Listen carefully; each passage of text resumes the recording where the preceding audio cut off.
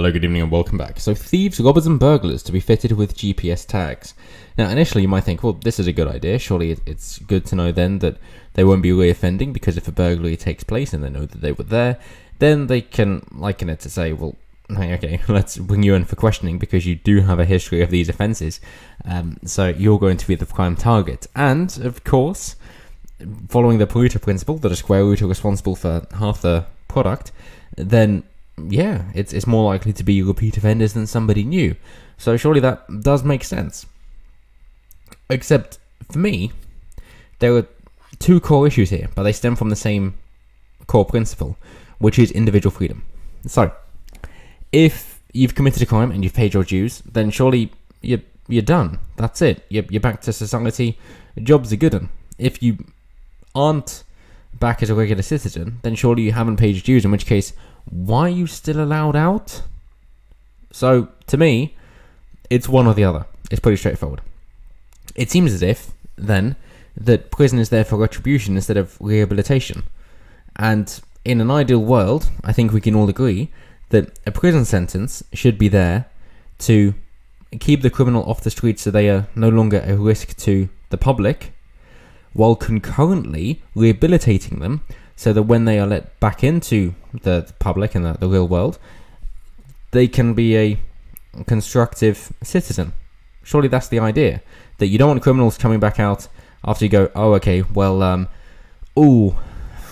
crikey, right, you stole someone's car, we'll put you away for a couple of years, that should make the victim feel better, there you go, we've taken 2 years of your life, good job, now you can go back out now, cool, you've served your time, oh, you've done it again, okay, let's take another couple of years.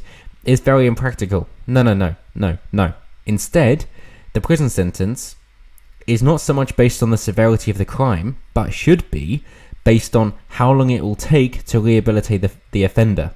And I do understand that the idea of a state-sanctioned legal system is that it gets rid of vigilante justice. I understand that completely. They say, okay, yes, I would love to be able to break this guy's kneecaps, but I won't, because obviously that would be against the law, and instead the state is going to do the investigation and punish the criminal in a way that I am satisfied with, so I do not have to take matters into my own hands. Very good. So that everybody is treated equally, so that just because you've got a sledgehammer, duct tape and a 5mm drill bit, you're still treated the same as somebody who is old age and has very little to their name. Brilliant. I understand that and I appreciate that a great deal. Cool. Except, we got to remember that the criminals are still people. And so, once they've been rehabilitated, the idea is to say, we don't want you to reoffend, in which case you are back as a regular citizen. You've made mistakes, you paid your dues, job's done. Now, how about you contribute as you should do? And you'll be rewarded for it, of course. That there is, regrettably, tax. Even let's just focus on income tax. And therefore, although you will earn things, and you have earned them, the government will still forcefully take some of that product from you. However, you do still get to keep the majority, in the majority of cases. But you do still get to keep most of what you've earned. I mean, the true criminals here are clearly the politicians. But ignoring that, the idea of the system, the idealistic view, is to say, we've given you some new skills, we've got you to understand civics, and therefore you can go back into society, help out other people, and be rewarded for it. That's the ideal.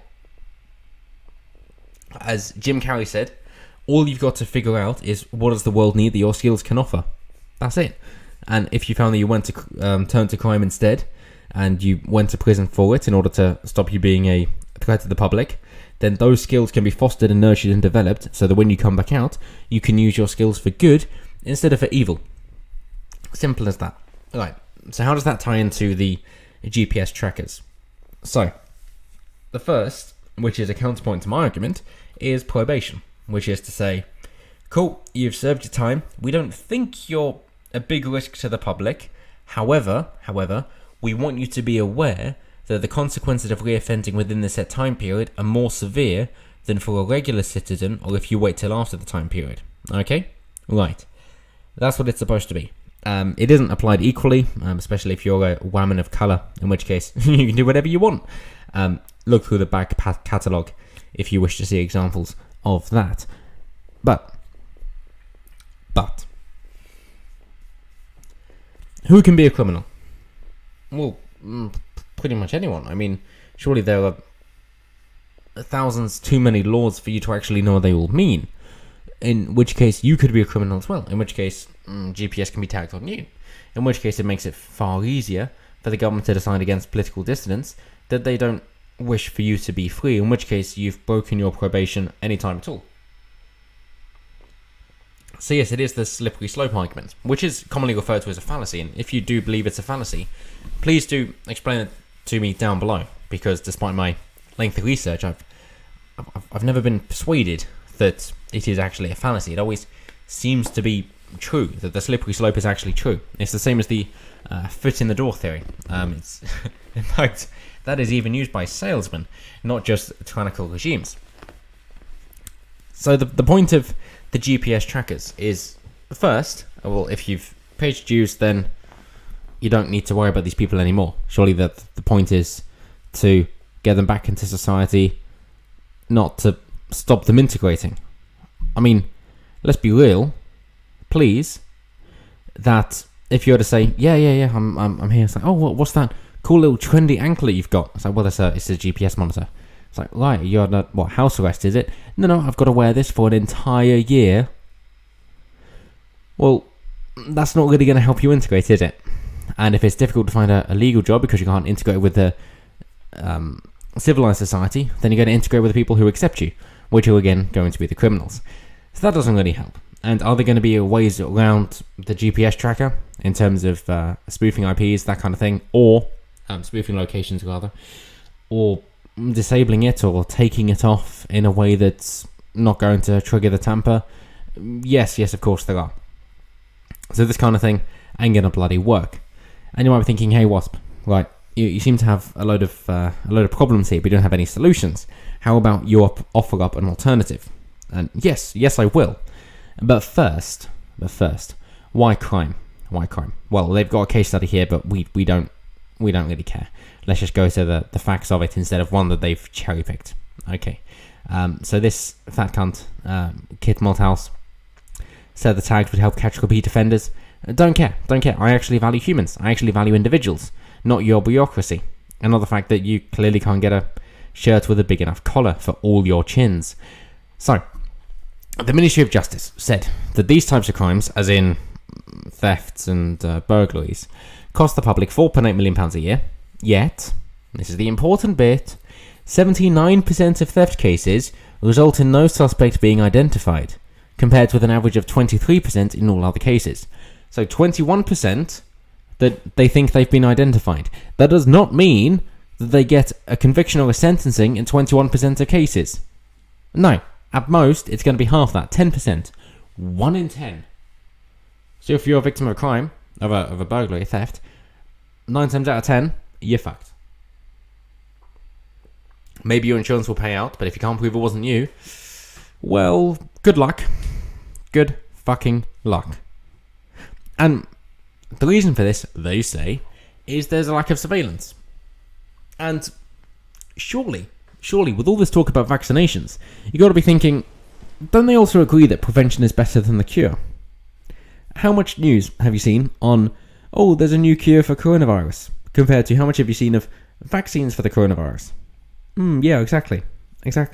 We all agree it's better to avoid something bad happening than trying to fix something once something bad has happened. Right, I mean, there have been cures for coronavirus, but nonetheless, it just hasn't been publicised. Case in point. So, how do we prevent these kind of things happening? Well, we put it down to individual responsibility. We understand that the police can't be everywhere at any time, and the idea here is only repeat offenders, and yes, I do still understand the Pareto principle, but they will always find ways around it. However, the key point is not, okay, let us plan our burglaries so that we know that the police are going to take a while to get there. No, no, no, no, no.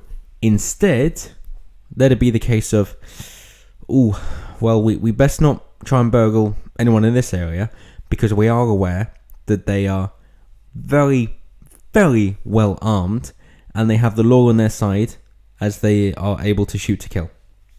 Like they saw in, it was either Florida or Kentucky now, because one was about decrease in burglaries once it was publicized just how many homeowners owned firearms, and the other was about the decrease in attempted rape once they publicized how many women were taking firearm training.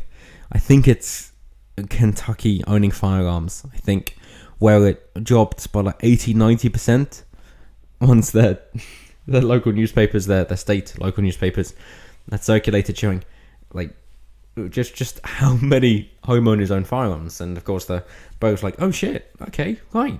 So if I actually try to burgle them while they're there, chances are I'm going to get my head blown off. And state law actually supports the man in his castle doctrine. So if I am trespassing, they can shoot to kill. Well, I'm not going to do that. And of course you saw a significant drop off after that had been publicised. So the same thing here, because one of the most overlooked things when it comes to any crime is the criminal doesn't think they're going to get caught. Alright? They really don't. You go, if the police catch you, then the prison sentence is this, and now it's gone up. It's like, right, okay, well then I won't get caught. Brilliant, okay. How about this? Of course, if the prison sentence has gone down, okay. So, it's going to encourage more. However, all the homeowners can shoot to kill. What you going to do? It's not, you might get caught later on. Oh, no. It's not try and cover your tracks. Not at all. It's that if you're there, and you shouldn't be there, you can be shot dead by the homeowners. That isn't the thing of, you know where the local police officer is and therefore you're going to stop it. No, this is the homeowners and their community, which you will not know nearly as well if you're targeting people for burglary. If you're staking it out that much, they're going to have better security. So for the people who would be affected, they're not going to be staked out so much, in which case the burglars are going to go, the juice isn't worth the squeeze, we're not going to bother.